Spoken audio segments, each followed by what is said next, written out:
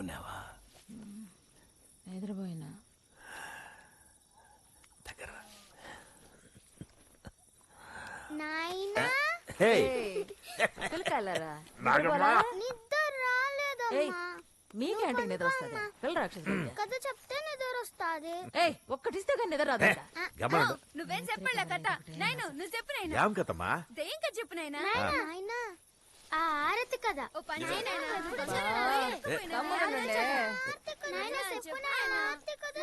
వద్దుమా వద్దుమా, ఆ కథ వింటే భయపడతారమ్మా. గమనుడవా?